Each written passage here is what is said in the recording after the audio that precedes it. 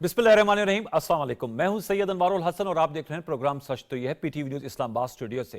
निगरान वज़ीर आज़म अनवारुल हक काकड़ साहब ने 8 फरवरी के इंतखाबात के हवाले से तमाम तर शकूक शुबहात को यकसर मुस्तरद करते हुए यकीन दहानी कराई है कि 8 फरवरी के इलेक्शन अपने मुकर्ररा वक्त पर और शफाफ और गैर जानिबदाराना तरीके से होंगे। एक इंटरव्यू में उनका मजीद ये कहना था कि पाकिस्तान तहरीक इंसाफ समेत किसी सियासी जमात पर कोई कानूनी कदगन नहीं है कि वो आइंदा आम इंतखाबात में हिस्सा ना ले पाए। उनका यह भी कहना था कि कौन अवाम में कितना मकबूल है इसका फैसला भी 8 फरवरी को इंतखाबात के नतीजे में सामने आएगा, जब अवाम अपनी हक राय दही का इस्तेमाल करेंगे। दूसरी जानिब सियासी महाज पे एक बड़ी पेशरफ्त हुई है।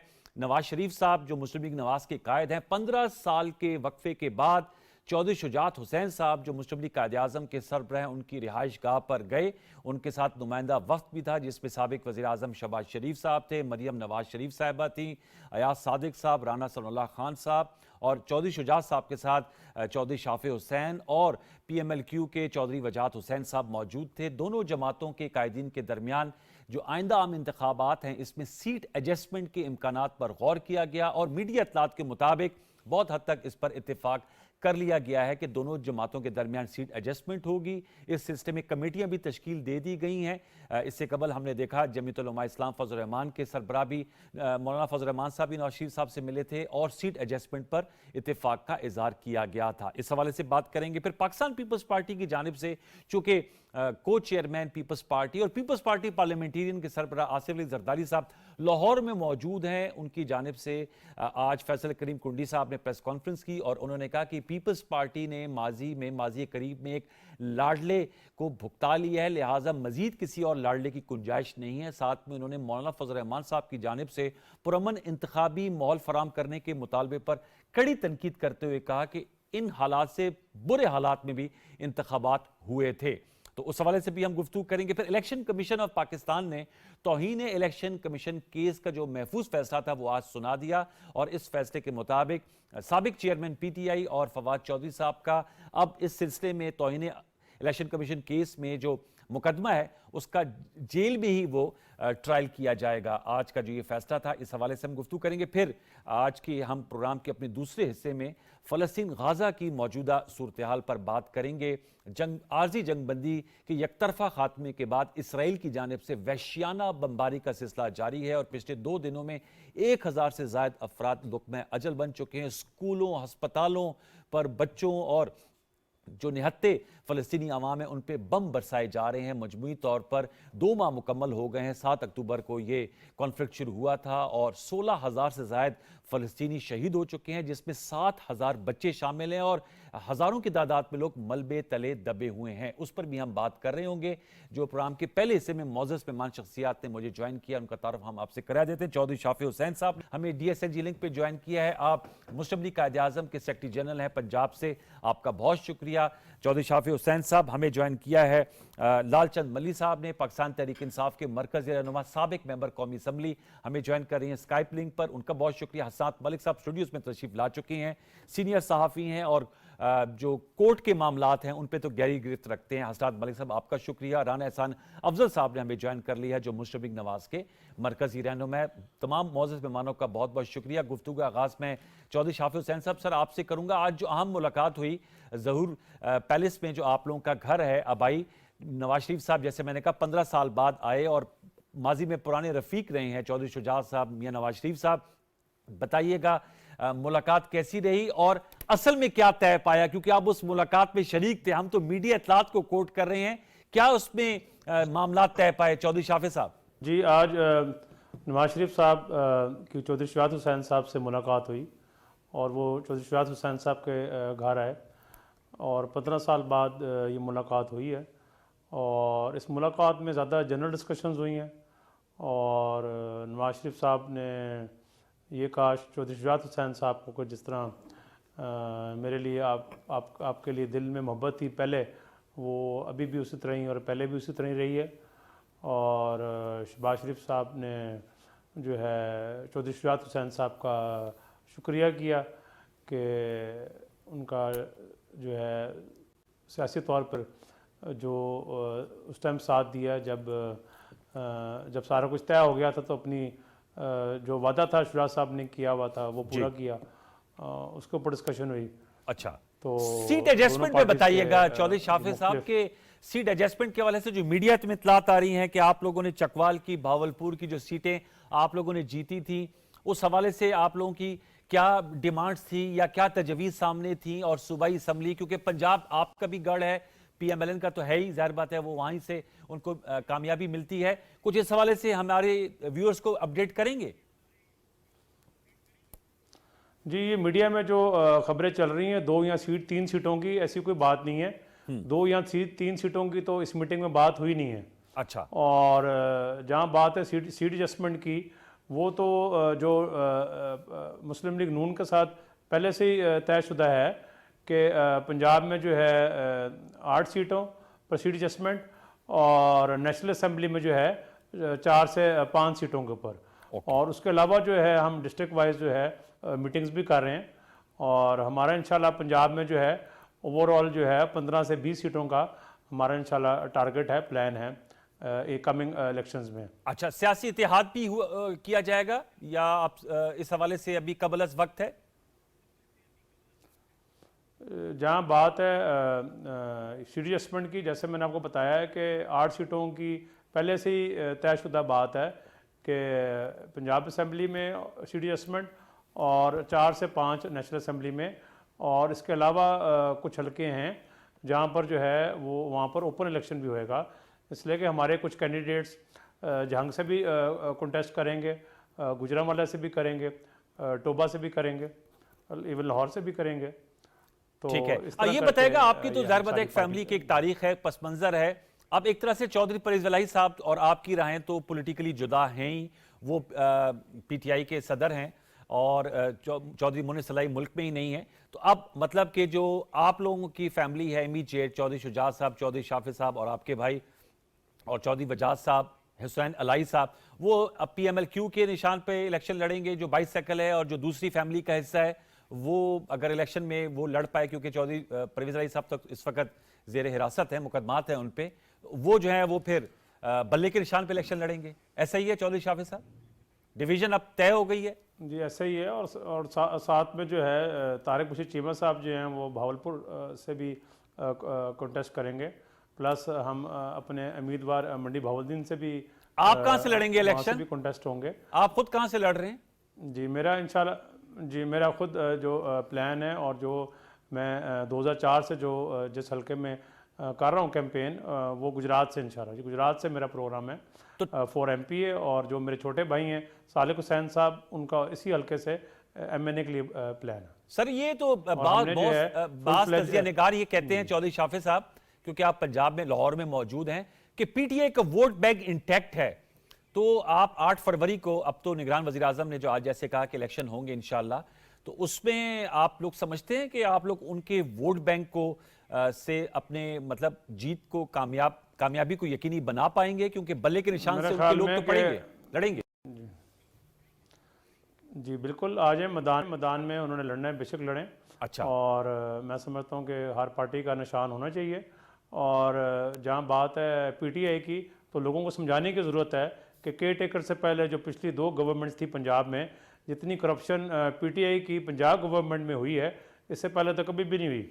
आपको पता है कि दिन रात ट्रांसफ़र पोस्टिंग पर, भर्तियों के ऊपर पैसे लिए गए।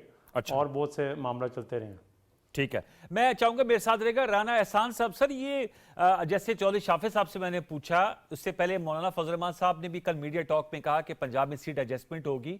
तो आज मैं सुन रहा था पीपल्स पार्टी वाले नासिर हुसैन शाह साहब, जो बड़े मोतबर सियासी कारकुन भी हैं, वो कह रहे थे नून लीग इस दफा सहारे तलाश कर रही है। चौधरी शाफिज साहब कह रहे हैं कि 8 सीटें सूबाई में, 4-5 सीटें कौमी में, फिर मौलाना फजल रहमान साहब ने पंजाब में सीट एडजस्टमेंट, फिर बलूचिस्तान में आप लोग कर रहे हैं। तो क्या वाकईतन इस वक्त आप लोगों को सहारों की जरूरत है? और सिंध में एमक्यूएम, जीडीए, जमीयत उलमा इस्लाम पाकिस्तान, राना एहसान साहब। बिस्मिल्लाह रहमान रहीम। देखिए, एक चीज तो तय है कि पीपल्स पार्टी जो है वो सिर्फ नून लीग को देख रही है और तकलीफ में है, और फिर उसके ऊपर कीचड़ उछाल रही है और कमेंट्री कर रही है। पीएमएलएन तो फिर भी काफी कुछ कर रही है। देखें, बात यह है कि जो रीजनल पार्टीज हैं उनके साथ जरूर हम अलहाक कर रहे हैं। एक तो वो हमारे साथ डायरेक्ट वजारत उज़्मा के मुकाबले में नहीं है। ठीक है। नंबर दो, देखिए जिस तरह बलूचिस्तान है या सिंध है, वहां पीएमएलएन जो है कुछ एरियाज में बहुत अच्छी स्ट्रेंथ रखती है, कुछ एरियाज में वीक है। तो जहां हम वीक हैं लेकिन हमारा वोट बैंक है, अगर वो वोट बैंक किसी और को चला जाए तो वहां वो नंबर 1 उनकी स्ट्रेंथ में इजाफा होता है, और जहां हम स्ट्रांग हैं वहां हमें किसी की सपोर्ट मिल जाए तो हम जो है स्ट्रेंथन हो जाते हैं। तो ये म्यूचुअली बेनिफिशियल होती है ये चीजें, और इससे हमारा जो स्ट्रेटजी है कि हमने 2/3 लेनी है नेशनल असेंबली के अंदर भी, वो इससे हम अचीव कर लेते हैं हमारी कैलकुलेशन के मुताबिक। बलूचिस्तान से भी पीएमएलएन सीट्स लेगी, उनके अलाइज भी होंगे। सिंध से भी पीएमएलएन सीट्स लेगी, उनके अलाइज भी होंगे। इसी तरह केपीके से पीएमएलएन सीट्स लेगी और अलाइज भी होंगे। और जब पंजाब में हम एक थंपिंग मेजॉरिटी के साथ जो है वो सीटें निकालेंगे तो इंशाल्लाह 2/3 मेजॉरिटी से हम बढ़ के अचीवमेंट जो है नेशनल असेंबली में करेंगे। तो ये हमारी प्लानिंग है, ये हमारा एजेंडा है। और सीट एडजस्टमेंट देखें, उन सीटों पे तो नहीं होगी जहां पीएमएलएन जो है वो लीड कर रही है और जहां हमारे ख्याल से हम लोग बिल्कुल एक अच्छी स्ट्रेंथ रखते हैं, तो वहां हम नहीं कॉम्प्रोमाइज करेंगे। ये उन्हीं जगहों पे होगा जहां हम समझते हैं कि म्यूचुअली बेनिफिट हो, जो रीजनल पार्टीज हैं उनको भी फायदा हो, हमें भी फायदा हो। लालचंद साहब, सर आपसे मैं जानना चाहूंगा, आज निगरान वजीर आजम ने बाकायदा एक इंटरव्यू में यह कहा कि पीटीए समेत किसी सियासी जमात पे कोई कानूनी कदगन नहीं है इलेक्शन लड़ने के हवाले से। और अब तो मैं देख रहा था बैरिस्टर गौहर साहब जो नए चेयरमैन पीटीआई हैं, उन्होंने शाह महमूद कुरैशी साहब को एज वाइस चेयरमैन का नोटिफिकेशन भी मीडिया पे आ रहा था। वाइस चेयरमैन शाह महमूद कुरैशी साहब हैं, तो ये अब तो सीट एडजस्टमेंट्स हो रही हैं। तो आप क्या समझते हैं लालचंद साहब, अभी आपने चौधरी शाफिज साहब की गुफ्तगू सुनी, राना एहसान साहब वो 2/3 मेजॉरिटी की बात कर रहे हैं, राना एहसान साहब, और सीट एडजस्टमेंट हो रही है, तो पाकिस्तान तहरीक इंसाफ अब इंतखाबी अमल में इंट्रा पार्टी इलेक्शन तो आप लोगों ने करवा लिए, अगरचे वो अकबर एस बाबर साहब ने उनको चैलेंज कर दिया इलेक्शन कमीशन में, वो अब इलेक्शन कमीशन फैसला करेगा, तो क्या कहेंगे इम्कानात के हवाले से 8 फरवरी के, लालचंद साहब? जी देखें, आपने वजीर आजम काकड़ साहब की बात की है कि सियासी पार्टियों पर कदगन नहीं है, तो कम से कम पाकिस्तान तहरीक इंसाफ उसके इस बयान पे इख्तलाफ करती है कि जिस तरह पीपल्स पार्टी और नवाज लीग को लाडला का एक स्टेटस दे दिया गया है और जिस तरह उनको खुले आम जो है सपोर्ट भी हो रही है और उनको सहूलतकारी भी हो रही है, जिस तरह वो पॉलिटिकल एक्टिविटी कर रहे हैं, पाकिस्तान तहरीक इंसाफ को का एक अस्शीर भी जो है वो मुयसर नहीं है। ना हम एक कन्वेंशन कर पाते हैं, ना हमारी लीडरशिप जो है वो आज़ाद है। जैसे ही हमारे लीडरान आज़ाद होते हैं तो उनके झूठे मुकदमात में जो है दोबारा गिरफ्तार नहीं, किया तो अब ये जाता गौर है। साहब आपकी इलेक्शन कैंपेन को लीड करेंगे ना, ये तो बाहर है ना, जो नए चेयरमैन आपके बैरिस्टर गौर साहब, वो आप लीड करेंगे ना इलेक्शन कैंपेन को? जहाँ तक परवेज इलाही साहब जो हमारे सदर हैं वो एक बड़ी मिसाल बने हुए हैं ह्यूमन राइट्स वायलेशन की। उनको देख के उनका खून खून खोले या ना खोले, लेकिन ये है कि पाकिस्तान की आवाम, सिविल सोसाइटी, इंटरनेशनल ऑर्गेनाइजेशन देख रहे हैं कि उस बुजुर्ग के साथ जिस तरह से ज्यादती हो रही है और जिस तरह से उनके अपने भी देख रहे हैं, ये काबिल अफसोस बात है। अब जहाँ तक आपने कहा कि बैरिस्टर गौहर साहब जो आगे हैं, यकीनी तौर पर एक मजबूरी थी, जो एक कोशिश की थी इलेक्शन कमीशन ने किसी एमा पर कि पाकिस्तान तहरीक इंसाफ को इंतखाबात से बाहर किया जाए। हमने उनकी इस साजिश को नाकाम बनाया है। हमने 20 दिन वो खुद जो है इलेक्शन कमीशन के लिए 90 दिन भी कम होते हैं इंतखाबात कराने के लिए, लेकिन हमें 20 दिन दिए। उन 20 दिनों में हमने उनकी एक रिक्वायरमेंट पूरी कर दी है और इंशाल्लाह पाकिस्तान के हर इलाके से इलेक्शन लड़ेंगे। जहां तक 2/3 मेजोरिटी की बात राना साहब कर रहे हैं, तो मेरा ख्याल है उनकी पार्टी बार बार वो अपने आप को दिलासा दे के कहती है कि हम सिंपल मेजोरिटी लेंगे। राना साहब कुछ आगे गए हैं, ये बिल्कुल उनका हक है। अगर इनको सिंपल मेजोरिटी भी मिल रही दिखाई दे रही होती, तो ये जो है ना हर 1-2 सीट वालों के पास चल के ना जा रहे होते, जिन पे इनको शदीद एतराजात, उनकी सियासत के एतराजात, उनकी जाती दुश्मनी के इल्जामात ये माजी में लगाते रहे हैं। तो ये कहना उनका हक है, लेकिन कोई सर्वे, कोई डिजिटल सर्वे, कोई गैलप सर्वे, कोई पाकिस्तान का एक चैनल, कोई सहाफी ये नहीं कह रहा कि अगर फ्री एंड फेयर इलेक्शन हुए तो मियां साहब को कोई सिंपल मेजोरिटी भी मिल पाएगी। वो सब कह रहे हैं कि अगर फ्री एंड फेयर इलेक्शन हुआ तो 2/3 मेजोरिटी इमरान खान को मिलेगी। अच्छा। तो मुझे नहीं, मेरा नहीं किसी भी सूरत में जो है नवाज लीग को, मुझे नहीं समझ में आ ठीक। रहा कि नवाज लीग कहाँ से सीटें मिल रही हैं। और ओके। वो पब्लिक और अवाम के एक जलसा उन्होंने किया जब वो लाहौर आए, उनको एक रिसेप्शन मिला, उसके बाद वो मुसलसल अवाम से खाइफ हैं, उनके पास जाने से जो है वो घबराते हैं। वो इलेक्टेबल्स की सियासत कर रहे हैं, वो सिर्फ वहां जाते हैं जहां से वो किसी इलेक्टेबल को जितवा सके, लेकिन मजाल है कोई जलसा कर ले, कोई लोगों से कोई पब्लिक कैंपेन करे या मास कांटेक्ट करे। ये आपने अहम नुकात उठाए लालचंद साहब। मैं राना साहब से पूछूंगा, लेकिन हसन भाई आपकी इजाजत से, चूंकि चौधरी शाफी साहब की एक मीटिंग है, उनसे सवाल एक करता चलूं, फिर मैं आपसे पूछूंगा। चौधरी शाफी साहब, आप सर क्या कहेंगे जो लालचंद साहब ने बात की, और बुजुर्ग सियासतदान चौधरी परवेज इलाही साहब, जाहिर बात है इनकी पार्टी के सदर हैं और आपसे उनका बहुत करीबी ताल्लुक है, तो उन्होंने कहा कि उनके साथ जिस तरह का सलूक किया जा रहा है उनके अपने भी देख रहे हैं, तो जाहिर बात है इस वक्त आप हमारे साथ मौजूद है, तो आपकी मौजूदगी का फायदा उठा के क्या कहेंगे इस हवाले से चौधरी शाफी साहब? हाँ, मैं बिल्कुल इस हवाले से मैं ये कहूँगा कि चौधरी शुजात हुसैन साहब परवेज़ इलाही साहब का 4 बार जाके पता कर चुके हैं और कोशिश भी बड़ी की कि किसी तरह इनके मामला जो हैं सेटल हो जाएं। अब जो उनके ऊपर जो केसेस हैं, हम तो ये चाहते हैं कि मेरिट पे केसेस हों और हम तो ये चाहेंगे जल्द वो बाहर आ जाएं। ये अच्छा। मैं पहले भी काफ़ी इंटरव्यूज़ में और प्रेस कॉन्फ्रेंसेस में कह चुका हूँ, मगर अगर आप हिस्ट्री में जाएँ तो इन्होंने अपना फैसला खुद किया है कि इन्होंने किसके साथ स्टैंड ले लें, किसका नहीं लेना। तो हम तो पाकिस्तान मुस्लिम लीग में ही हैं और अपनी जो हमारी आइडेंटिटी है हम उसी के साथ खड़े हुए हैं और इंशाल्लाह हम मेहनत कर रहे हैं। और जो हमारा पार्टी का बयानिया है वो भी हमने जो है दे दिया। मज़ीद जो है वो हम सोशल मीडिया में भी लोगों को अवेयर करेंगे, बताएंगे। हम जो हैं वो घबराने वाले नहीं हैं। जिसने भी मैदान में आना है, चाहे PTI हो, जो मर्जी हो, आ जाए मैदान में। और बहुत सी चीज़ें हैं जो हम पब्लिक को जो है वो बता सकते हैं ठीक। कि PTI का दौर कैसा रहा पंजाब में भी और KPK में भी। और बाकी मैं आपको ये बताता चलूँ कि पाकिस्तान मुस्लिम लीग की वर्किंग KPK में भी हो रही है और इवन सिंध में भी है, हमारे कैंडिडेट कॉन्टेस्ट कर रहे हैं। ठीक है, आपने सही कहा। चौधरी शाफी साहब, बहुत शुक्रिया कि आपने अपनी मस्जिद से वक्त निकाला और अपडेट किया। आज की जो अहम मुलाकात हुई है दो कायदीन नवाज शरीफ साहब और चौधरी शुजात साहब के माबैन, एक छोटा सा वक्फा शामिल करते हैं। वक्फे के बाद आएंगे तो हसन मलिक से, जो मैंने इब्तदाई में कहा था इलेक्शन कमीशन का जो फैसला आया है तौहीन इलेक्शन कमीशन केस, उस पर, इसके अलावा जो और दीगर केसेज, आज इस्लामाबाद हाई कोर्ट में भी जो तोशाखाना केस के खिलाफ अपील थी उसे खारिज कर दिया गया है, उस पर हम गुफ्तगू कर रहे होंगे। साथ में राना एहसान अफजल साहब और लालचंद मली साहब से गुफ्तगू कर रहे होंगे मुल्की सियासत के उतार चढ़ाव पे। एक छोटा सा वक्फा शामिल करते हैं, हमारे साथ रहिए।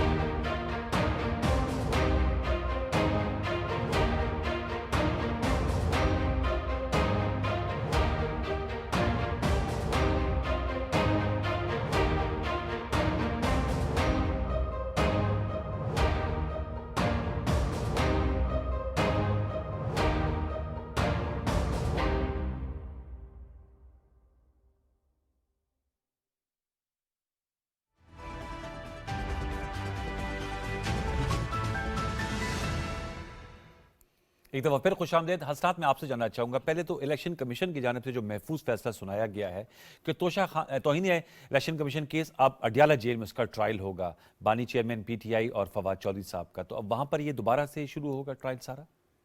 देखें वो तौहीन अदालत का मामला है, कुछ उनकी स्टेटमेंट है, और अब ये इलेक्शन कमीशन के जो मेंबरान हैं ये जेल में जाएंगे। अच्छा, ये बड़ा अनप्रेसिडेंटेड है कि एक आइनी इदारा के जो मेंबरान हैं वो जो है वो एक शख्स या दो और शख्स उनका जेल में ट्रायल करेंगे। इसके अलावा आप देखें तो जो अडाला जेल में 2-3 और केसेस भी चल रहे हैं। एक तो साइफर का जो एक है, साइफर का केस है, एडीसी के जज भी जो एंटी टेररिज्म के केस जो पीटीआई के बानी पे जो रजिस्टर हुई हैं उस पे ट्रायल चल रहा है।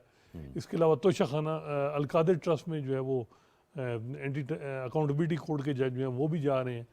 तो ये इस वक्त जो है वो 4-5 जजेस जो हैं वहाँ अदालतें लगा रहे हैं, उनका वहाँ ये मामला है। तो बज़ाहिर यही है कि मुश्किलात हैं मुश्किलात पीटीआई के लिए, और इलेक्शन तक ये जो है ये तेज़ी आएगी मज़ीद इन चीज़ों में।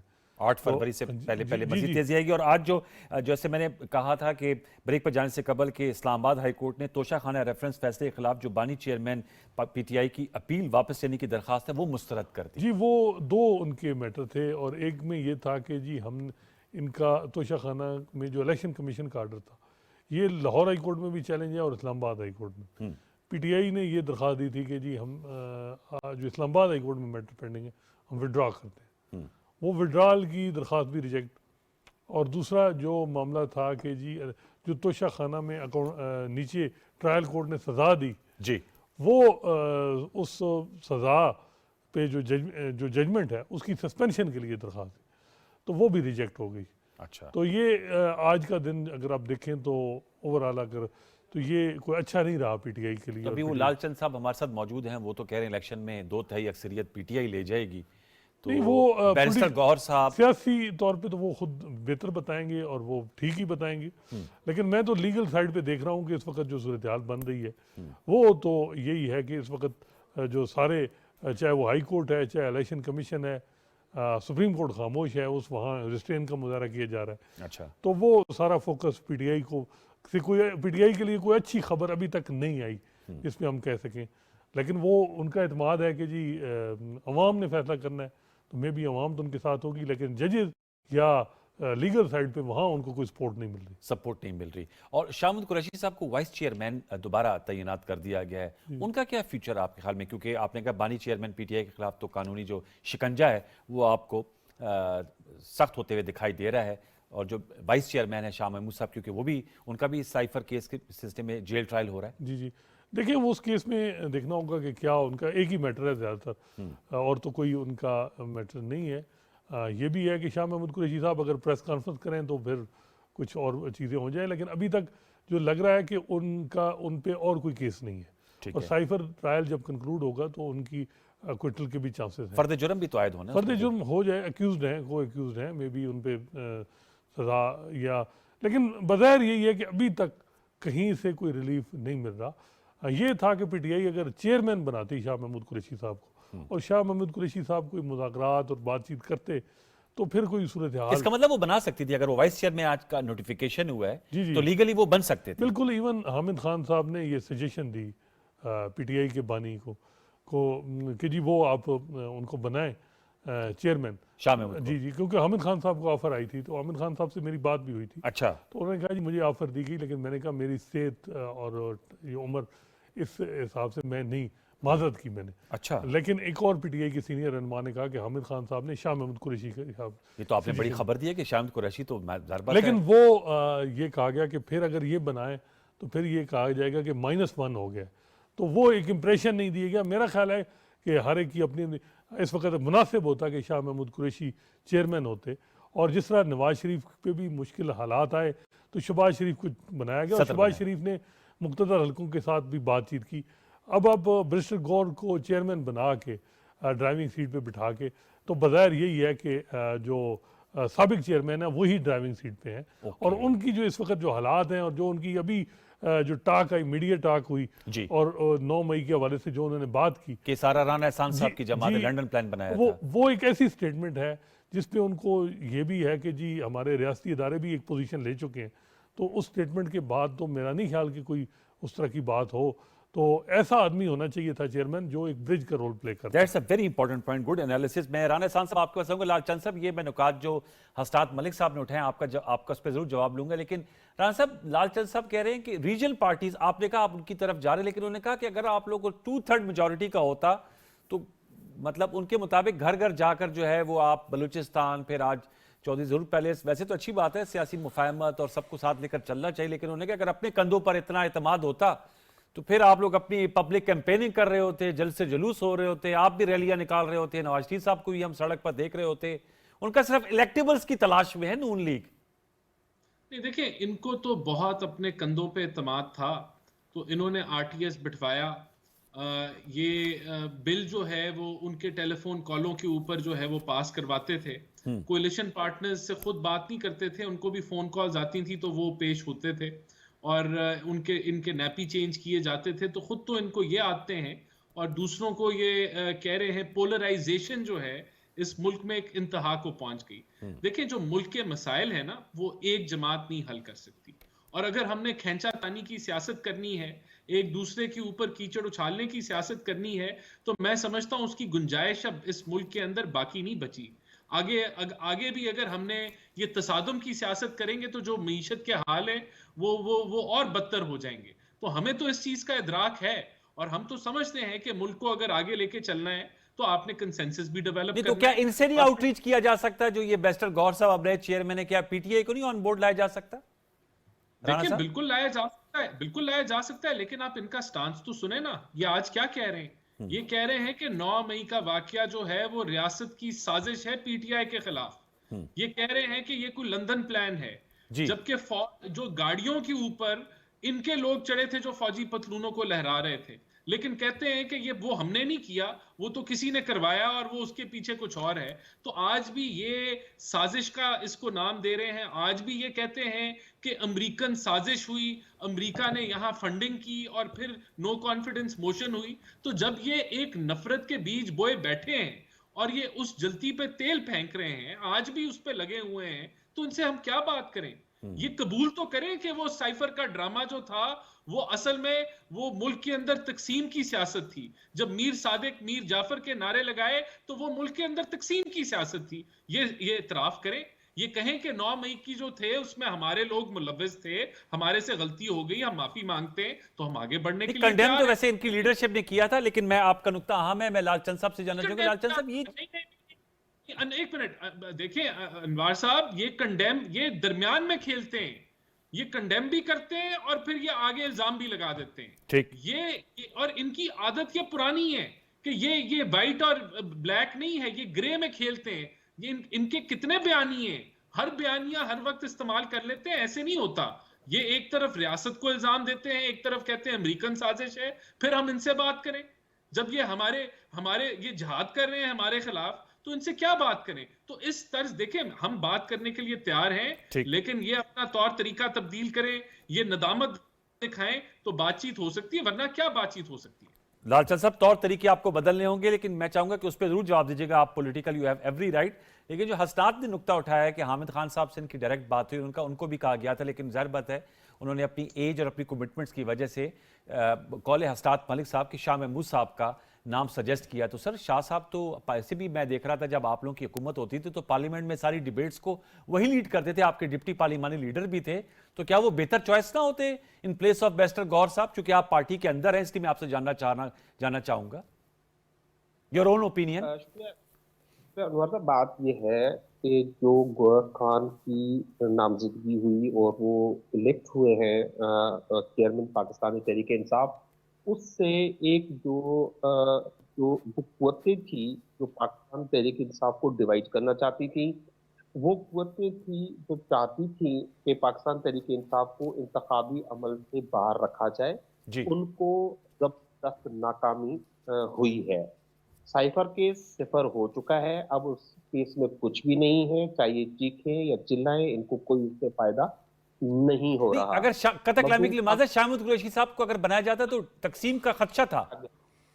मखदूम शाह महमूद कुरैशी साहब ने खुद फरमाया है कि मुझे अब ओहदों की कोई जरूरत नहीं है। वाइस चेयरमैन आज बने हैं ना सर, ओहदा है ना। लालचंद साहब। उनसे जब उनकी में जो बयान उन खुद ने जो बयान दिया है ना कल कोर्ट में, अच्छा। आप वो जरा गौर फरमाएं। उन्होंने कहा कि मुझे उर्दू की जरूरत नहीं है, मैं इमरान खान के साथ था, इमरान खान के साथ हूं और इमरान खान के साथ खड़ा रहूंगा। अब ठीक। देखें वो जो साजिश है जो इलेक्शन कमीशन के थ्रू हुई है, वो ये हुई है कि पार्टी को बाहर रखा जाए। खुदा ना ख्वास्ता, क्योंकि जिस तरह से अदालतें इंसाफ कर रही हैं, आजकल जो खान साहब और जो है शाह महमूद कुरैशी साहब को बगैर किसी लीगल वैल्यू के अगर कोई सजा सुना दी जाती है, तो फिर वो हम तो फिर वही खड़े होंगे जिसकी वजह से खान साहब ने ओके। जो है वो विथड्रॉ किया है। अब ठीक। आ जाए कि मुल्की मसाइल। देखें 1985 में नवाज शरीफ जो यहाँ पे एक आमिर थे जनरल जियाउल, जी वो जी। सियासत में ले आए। अब 40 साल तो वो कोई मुल्की मसाइल हल कर नहीं सके। अभी 16 माह में सिर्फ जो इनकी पार्टी ने, इनकी हुकूमत ने, शहबाज शरीफ, इनकी पूरी पार्टी भाग भाग के जाके लंदन जाके मशवरे ले आकर यहाँ आकर इम्प्लीमेंट करती थी, तो 16 माह में इन्होंने मुल्क की तबाही कर दी और 200% महंगाई कर दी। पेट्रोल, डॉलर, हर चीज जो है आदमी की, इंसान की, शहरी की रीच से बाहर हो गया। बुनियादी तौर पर ये चाहते हैं कि इमरान खान की झलक जो है पाकिस्तान की आवाम ना देखे, ओके। क्योंकि उनको अंदाजा है कि जितना बड़ा जलसा इन्होंने मीनारे पाकिस्तान पे किया था, खान साहब बाहर आएंगे, अदालत में आएंगे, तो इससे बड़ा जलसा तो वहां पर हो जाएगा। बुनियादी तौर पर इनको ये खतरा है, इसी वजह से ये जेल ट्रायल करना चाहते हैं। चले, और आपका इमरान आपको 8 खान फरवरी जी 8 फरवरी के इंतखाबात में चूंकि आपका बल्ले का निशान होगा, तो जाहिर बात है पीपल विल द बेस्ट जजेस कि वो बताएंगे कि कौन जो है वो कितने पानी में है। आपकी राय अपनी जगह।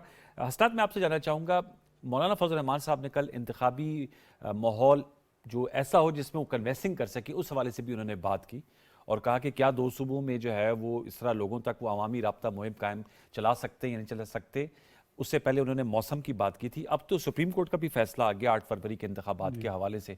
उस हवाले से मैं जानना चाहूँगा, आप उस पर, सुप्रीम कोर्ट भी उसके पीछे खड़ी है। देखिए, चीफ जस्टिस की तरफ से तो यही पैगाम था कि जी ये पत्थर पे लकीर है और ये डेट तब्दील नहीं होगी, और ये इतलात भी ऐसी हैं, इशारे भी ऐसे आए हैं। आज तो निगरान वज़ीर आज़म साहब ने इंटरव्यू में भी कहा कि शकूक व शुबात जो है वो उनको मुस्तरद करते हैं, 8 फरवरी को इलेक्शन होंगे। बिल्कुल ये है। एक बात जो एक हल्के की तरफ से होती है कि जी इस वक्त जो है वो पीटीआई की बड़ी पॉपुलैरिटी है और उस वजह से मे भी थोड़ा सा इसको प्रोलॉन्ग किया जाए, लेकिन मेरा नहीं ख्याल कि पीएमएलएन भी चाहेगी कि इलेक्शन जो है वो डिले हों इन हालात में।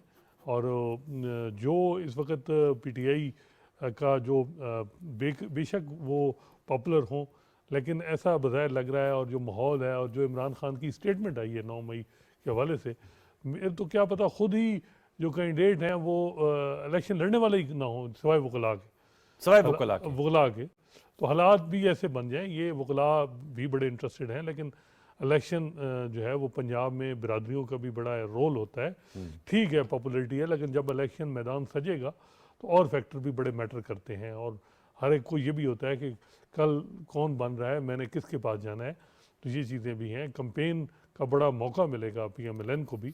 तो देखें, फ़िलहाल जब तक तर्ज़ सियासत पीटीआई की तब्दील नहीं होती, तो बज़ाहिर तो ये है कि जो है वो जब इलेक्शन पे, वही मैं बता रहा हूँ कि क्या जो बड़े इलेक्टेबल्स हैं वो इनके टिकट भी लेंगे, ये भी एक सूरत। ये बड़ा अहम नुकता आपने उठाया towards the end of this segment. Rana एहसान साहब, सर आपकी पब्लिक कैंपेनिंग के हवाले से मैं सवाल जो है उसका पहले भी मैंने सवाल किया था, वो सर हमें उस तरह प्रोएक्टिव नज़र नहीं आ रही। ज़्यादातर आप लोग मेरे ख्याल में पहले टिकट्स देने का प्रोसीजर है जो 19 दिसंबर तक चलेगा और उसके बाद मामला आगे बढ़ेगा। राना एहसान साहब, क्योंकि लालचंद साहब तो यही कह रहे हैं कि इसलिए जेल ट्रायल हो रहा है बानी चेयरमैन पीटीआई का कि अगर उनकी झलक देख ली तो अवाम उमड़ आएगी। देखिए, जिस तरह पहले अवाम उमड़ आई थी जब ये पेट्रोल बम मार रहे थे और जब ये लॉन्ग मार्च कर रहे थे जो कि 3 घंटे चलती थी 24 घंटों में, तो ये अवाम तो ये दिखा चुके हैं कितनी इनके साथ है। कोई भी अवाम बाहर नहीं निकली किसी भी वक्त, जितना ये दावे करते रहे, तो उससे हमें कोई मसला नहीं है। वो तो जो भी अदालती कार्रवाई चल रही है वो चल रही है। अगर इनको कोई इतराज है वहां से जरूर रिलीफ हासिल करें, हम उसके अंदर ना रुकावट बनना चाहते हैं, और वो हम तो समझते हैं शफाफियत के साथ मामले चलना आगे जरूरी है। जहां तक हमारी पब्लिक कैंपेन की बात है, अनवार साहब देखें, अभी तो 8-8 घंटे 9-9 घंटे की आदत बैठी पार्टी के इंटरव्यूज कर रही है कैंडिडेट्स की, और एक बड़ी एक टायरसम और लंबी प्रोसेस है ये। तो हम तो आगे हैं बाकी जमातों से इलेक्शन की तैयारियों में। अच्छा। कि हमारे टिकट अलॉटमेंट जो हैं वो तकरीबन 19 दिसंबर तक मुकम्मल हो जाएंगे, और जब टिकट एक दफा अलॉट हो गया तो रेस में मैदान में जो है वो कैंडिडेट्स उतर आपका आएंगे। सर फैसलाबाद में मध्य मुकाबिल कौन है? पीटीआई के हैं, पीपल्स पार्टी के हैं, आप किसको अपना ओपोनेंट देख रहे हैं? देखें, पीपल्स पार्टी के मेरे ख्याल से हामिद रजा साहब थे, जिनको शायद पता नहीं टिकट मिला नहीं मिला, जो नेशनल असेंबली के ऊपर हैं। बाकी अभी कोई ऐसे वाजे कोई कैंडिडेट नहीं आया। पीपल्स पार्टी और आईपीपी तो मैं नहीं समझता यहाँ हमारे मुकाबिल हैं। अगर कोई किसी से मुकाबला है तो वो पीटीआई से ही शायद हो। अच्छा, चलें, आपने कहा पीटीआई से ही मुकाबला होगा, तो इसलिए हासिल लालचंद साहब जो हैं वो, उनकी बात में बड़ा वजन है कि पीटीआई जो है वो कंटेंशन में। वक्त मेरा सेगमेंट का खत्म हो जाता है। बहुत शुक्रिया राना एहसान अफजल खान साहब, लालचंद मल्ली साहब, आपका आसाद मलिक साहब, थैंक यू वेरी मच, और चौधरी शाफिज हुसैन साहब ने भी ज्वाइन किया था। एक छोटा सा वक्फा शामिल करते हैं, वक्फे के बाद आएंगे तो हम गाजा की जो लेटेस्ट सिचुएशन है उस पर गुफ्तगू कर रहे होंगे। हम ब्रेक के बाद दोबारा लौटते हैं। प्रोग्राम सचते देखते रहिए।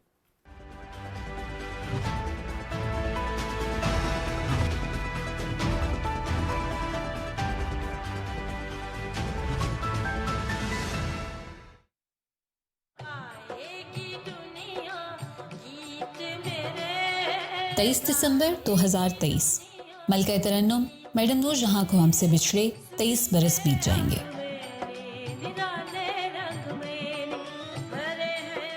मलका तरन्नुम की 23वीं बरसी के मौके पर पीटीवी अपनी तमाम तर मोहब्बतों के साथ इन्हें खराजे अकीदत पेश करने जा रहा है। यकम ता 23 दिसंबर हर रोज 23वें घंटे पर रात के 11 बजे आप देख सकेंगे मैडम नूर जहां का एक यादगार नगमा, सिर्फ पीटीवी होम पर।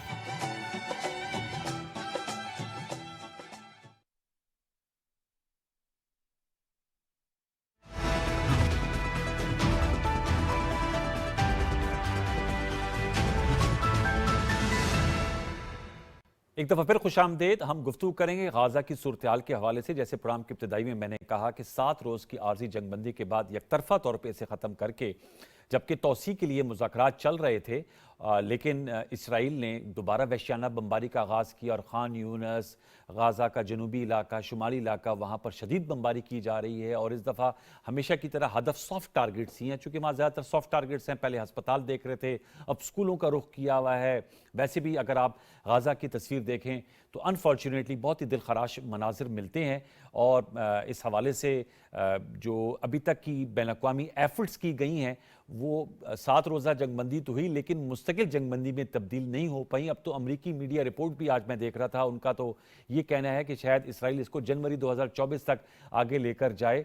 आज पाकिस्तान में फ़लस्तीन कॉन्फ्रेंस का भी इनेकाद किया गया इस्लामाबाद में। जिना कन्वेंशन सेंटर में हमारी रिलीजियस पॉलिटिकल लीडरशिप मौजूद थी, और पाकिस्तान की जानिब से जो इसराइल के ख़िलाफ़ और उनके मज़ालिम के ख़िलाफ़ आवाज़ बुलंद की गई, और पैलेस्टीनियन कॉज के साथ अपने इज़हार यकजहती भी किया। इस हवाले से हम गुफ्तगू करेंगे मंसूर जाफ़र साहब से, जिनको हम वक्तन फ़वक्तन अपने प्रोग्राम में मदऊ करते हैं और उनसे जानते हैं कि वहाँ की क्या सिचुएशन है। मंसूर जाफ़र, बहुत शुक्रिया प्रोग्राम सचते को वक्त देने का। मैं आपसे जानना चाहूँगा कि 7 रोज़ा आर्जी जंगबंदी के बाद एक उम्मीद सी उठी थी कि ये मुस्तकिल जंगबंदी में तब्दील हो जाएगी, उसके लिए डिप्लोमेटिक एफर्ट्स हुई, लेकिन नतीजे खेज ना हो सकी।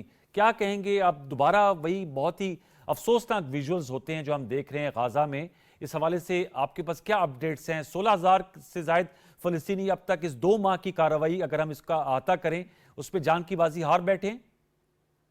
ये एक बहुत बड़ा इंसानी अलमिया जो है जी, मैं समझता हूँ 7 अक्टूबर के बाद से जो है वो इसराइल की मुसलसल जो जारहियत है उसके नतीजे में जो है वो गजा में दरपेश है। और यकीनन ये जो 2 वक्फों में जंगबंदी हुई थी, जिसमें इब्तदाई तौर पे 4 रोज़ा जंगबंदी थी, और उसके नतीजे में कुछ 2 तरफा यरगमालियों की रिहाई जो है वो हुई थी, और उसके बाद दोबारा फिर से उसको एक्सटेंड किया गया। कुछ नंबर ऑफ जो हॉस्टेजेस थे दोनों साइड पे, उनको रिलीज करके, यानी 7 दिन ये कुल्ली तौर पे जो है ये जंगबंदी रही, लेकिन उसके साथ साथ बैक एंड पे वो डिप्लोमेटिक एफर्ट्स के जो इस जंगबंदी को मुस्तकिल करने के लिए की जा रही थी, वो बावजूद इसराइल की हठधर्मी के वो पाया तकमील को नहीं पहुंच सकी। और इसी वजह से इसराइल, बल्कि जंगबंदी के दौरान ही इसराइली अज़ाइम जो हैं वो वाज़ेह होना शुरू हो गए थे कि जिस अंदाज से वो बार बार यही कह रहे थे कि जी हम जैसे ये जंगबंदी ख़त्म होगी तो हम एक बड़ी कुव्वत के साथ, एक बड़ी ताकत के साथ जो है वो गज़ा पर हमलावर होंगे। और यकीनन उसी चीज़ की अमली तफसीर हमें जंगबंदी के ख़त्म होते ही, बल्कि उससे पहले ही देखने को मिली, और जिसके नतीजे में इस वक्त जो पहले सेफ जोन ख्याल किया जा रहा था जनूबी गज़ा का इलाका, अब वो भी एक कत्लगाह का मंजर पेश कर रहा है। वहाँ पे भी जो जितने भी सॉफ्ट टारगेट्स हैं, मुख्तलिफ मज़ाहमती तंजीमों की तलाश के हवाले से, उनके जो मिलिट्री आर्सेनल्स हैं उनकी तलाश की आड़ में जो है उन निहत्ते फ़लस्तीनियों को दोबारा से इसराइल ने जो तहक़ीक़ करना शुरू कर रखा है। और अब जो अगला मरहला जो इस जंग के नतीजे में दिखाई दे रहा है, और इसराइल इसका इजहार भी करता चला आया है कि फ़लस्तीनियों को ये इलाका छोड़कर अब मिस्र की तरफ मूव कर देना चाहिए। लेकिन मैं समझता हूँ मिस्र ने बहुत ही दो टोक अल्फाज में जिस अंदाज से इस मौक़िफ़ और इस इसराइली जो ऐलान है उसकी तरदीद की है, ये कम से कम जो अभी रिसेंटली कतर में जो GCC कॉन्फ्रेंस हुई है, जो समिट हुआ है, उसमें भी जो एलामिया मंजूर किया गया, उसमें भी इस बात का शद्दोमद से इजहार किया गया कि फ़लस्तीनियों को उनकी सरजमीन से बेदखल करने के हवाले से जो भी इसराइली अज़ाइम हैं उसकी शदीद मजम्मत भी की जाएगी और उसकी मज़ाहमत भी की जाएगी। और इसराइल को इस बात की इजाज़त नहीं दी जाएगी कि वो फ़लस्तीनियों को उनकी सरजमीन से एक बार फिर जो है वो बेदखल करे। और जिस तरीके से 48 और उसके बाद होने वाली जो मुख्तलिफ जंगें हैं, उसके नतीजे में जितने बड़े पैमाने पर फ़लस्तीनी अपने इलाकों से बेदखल होकर दुनिया भर में एक डायस्पोरा की शक्ल में मौजूद है, तो अब इसराइल को इस बात की इजाज़त नहीं दी जाएगी। और इसमें मैं सलाम पेश करना चाहूँगा फ़लस्तीनियों को कि जिन्होंने अपनी सरजमीन के साथ मोहब्बत व रफ्तगी और उस्तवारी का एक वो बेमिसाल सबूत पेश किया है कि उन्होंने इस आतिश व आहन के, इस बारूद की बारिश के अंदर भी जो है अपनी सरजमीन को ना छोड़ने का अज़म कर रखा है। वो जो भी जगह, जो भी महफूज मकाम उन्हें दिखाई देता है, वहाँ पे वो डेरे जमा लेते हैं, एक ही जगह पे सारे लोग इकट्ठे हो जाते हैं। अगरचे इसके नतीजे में इसराइल को अपने मजालम बहुत आसानी से एग्जीक्यूट करने का मौका मिल रहा है कि अगर वो किसी ओनरवा के स्कूल में, किसी UN इंस्टॉलेशन में मौजूद है तमाम के तमाम, तो वो इसराइल की यकबार हमला जो है उसमें वो तमाम के तमाम लोग जो है, और उसमें यानी तकरीबन 100-200 लोग जो हैं वो एक हमले के नतीजे में जो है जाम शहादत नोश कर रहे हैं। और ये एक बहुत ही, मैं समझता हूँ, मुश्किल मरहला है इस वक्त फ़लस्तीनियों के लिए। और जिस अंदाज से बैन अक़वामी जितना भी दबाव है उसको इसराइल मुसलसल नज़रअंदाज कर रहा है। लेकिन अब ये लग रहा है कि इस वक्त जो इंटरनेशनल डिप्लोमेसी शुरू कर रखी है, और ख़ास तौर पे उसके एक जहत हमें इस वक्त by the time we speak, इस वक्त जो रूसी सदर हैं व्लादिमीर पुतिन, वो इस वक्त अबू धाबी में लैंड किए हैं और उनकी अगली मंजिल जो है वो सऊदी अरब है। यकीनन इस वक्त जो GCC के फैसले हुए हैं उसमें तुर्की को भी शामिल किया गया है, जो इस पूरे कज़िये में एक बहुत बड़ा स्टेक भी रखता है और उसका एक सियासी और सफारती वजन भी है। और इसी तरीके से अब उसके फॉलो अप में जो व्लादिमीर पुतिन का विजिट है, मैं समझता हूँ इस वक्त जो खास तौर पे रूस को जो एक जंगी कैफियत का सामना है यूक्रेन के महाज पर, और जिस तरह से इसराइल ने अपना लाओ लश्कर इस इलाके में जमा किया है, तो उससे इस बात के खदशात बढ़ते जा रहे हैं कि शायद यहाँ से बैठ के वो जंग के जो यूक्रेन में अमेरिका उस तरीके से नहीं लड़ सकता था या उसके यूरोपीय इत्तेहादी नहीं लड़ सकते थे, शायद वो अब इस महाज को इस्तेमाल करते हुए या इन समुद्रों को या इन पानियों को इस्तेमाल करते हुए लड़ी जाएगी। तो मैं समझता हूँ यही वजह है कि जो इस वक्त इंटरनेशनल बरादरी, खास तौर पे जो स्टेक होल्डर्स हैं, जिस तरीके से रूस का जिक्र मैंने किया कि रूस के यकीनन इस वक्त शाम के अंदर भी स्ट्रेटेजिक इंटरेस्ट मौजूद हैं, और इसी तरीके से अब ये जो GCC के फॉलो अप में जो इस वक्त इंटरनेशनल डिप्लोमेसी रिक्वायर्ड है, उनका बड़ा अहम नुकता आपने उठाया मंसूर साहब, आपने बड़े अहम नुकात उठाए। ये मुझे देगा अमेरिकी मीडिया जो रिपोर्ट कर रहा है कि ये जो चूंकि मेरे ख्याल में मार्च में इलेक्शंस भी हैं इसराइल में, तो जनवरी जो 2024 तक इसको लेकर जाना चाहते हैं मौजूदा जो इसराइली सहूनी फोर्सेस की क़यादत कर रहे हैं बेंजामिन नेतन्याहू। जी यकीनन इस वक्त अगर आप इसराइल के अंदर होने वाले जो राय अम्मा के सर्वे हैं उन पे नजर डालें तो उसमें तकरीबन 68% जो इसराइली राय अम्मा है वो इस बात का तकाजा कर रही है कि एक अर्ली इलेक्शन का डोल डाला जाए, क्योंकि इस फलस्तीनी इसराइली वजीर आजम है वो अपना मैंडेट खो चुके हैं और उनकी जो वॉर कैबिनेट है उसके अंदर से जो उनके साबिक उनसे पहले जो पेशरो थे यार लपेड, उनकी तरफ से बहुत शदीद तनकीद की जा रही है उन पर कि वो इस महाज पर डिलीवर करने में नाकाम रहे हैं। और उसके साथ साथ जिन यरगमालियों की रिहाई के हवाले से इसराइल ने गजा के लोगों का नाटका बंद कर रखा है, अभी कल ही उनका जो एक इजलास हुआ था जिसमें उनके अहले खाना जितने भी मुतासरीन हैं उन्होंने बहुत सख्त सुस्त बातें नेतन्याहू को कही है जो इससे पहले मीडिया पर रिपोर्ट नहीं हुई। लेकिन इस बार उसकी लीकेज जो है वो मीडिया पे भी हुई, जिसकी वजह से इस वक्त नेतन्याहू को सियासी तौर पे और खुद उनको जिस कानूनी चाराजोई का सामना था, अब करप्शन के वो चार्जेस उनके खिलाफ सुप्रीम कोर्ट में दोबारा खुल चुके हैं। तो लिहाजा एक इंतहाई कमजोर सियासी और अस्करी मैदान में जो इस वक्त वजीर आजम है उनको मैं नहीं समझता। और इसी वजह से आपने नोट किया होगा कि अमेरिका की तरफ से भी जो नैरेटिव हमें इस जंग के हवाले से इब्तदाई दिनों में बहुत सख्त मौक़िफ़ दिखाई दिया, अब उसमें भी एक नरमी और एक थोड़ा सा रिटर्न जो है वो देखने में मिल रहा है। यही वजह है कि उसमें भी एक तकसीम राय अम्मा में देखने को मिलती है, खासतौर पे जो इसराइली जो अमरीकी वजीर दिफा हैं उनका नेतन्याहू को इस बात का ऐलान करना कि आप टैक्टिकल जंग तो हो सकता है जीत रहे हो, आपने अपने टैक्टिकल हथियार बहुत ज़्यादा कामयाबी से इस्तेमाल कर लिए हैं गजा में, लेकिन आप स्ट्रेटेजिक जंग हार रहे हैं क्योंकि आपके इस एक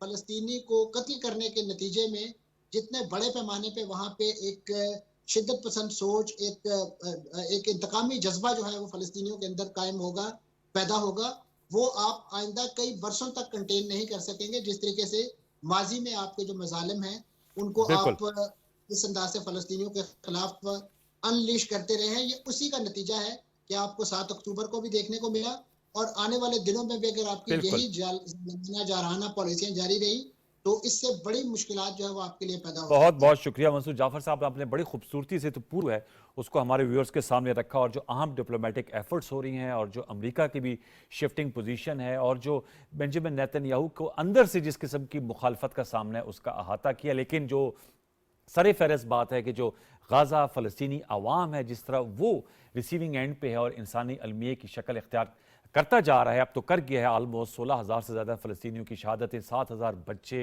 ख़वातीन और मलबे तले भी 6,000 7,000 के करीब लोग जो हैं वो मौजूद हैं। तो उस हवाले से हम तो दुआ ही करेंगे और उम्मीद करेंगे कि सैनिटी विल प्रिवेल और जो फोर्सेस हैं वो इस ऐसी जंग जिसमें 2 अनइक्वल्स के दरमियान है, निहत्ते लोग और इंतहाई जदीद असले से लेस सहूनी फ़ौज, उनके दरमियान को ऐसा ट्रूस करवाएंगे, ऐसी मुस्तकिल जंगबंदी कराएंगे जो इंसाफ पे मबनी और यूनाइटेड नेशन सिक्योरिटी काउंसिल की रेजोल्यूशन पे अमल दरामद भी होगा। इन्हीं कलमात के साथ प्रोग्राम सजदे को आज यहाँ पर हम क्लोज करेंगे। अपनी राय फीडबैक जरूर दीजिएगा सोशल मीडिया पे। कल तक के लिए सैयद अनवारुल हसन और सजदे की प्रोडक्शन टीम को इजाज़त दीजिए। अपना बहुत सा ख्याल रखिए। अल्लाह ने के बाद।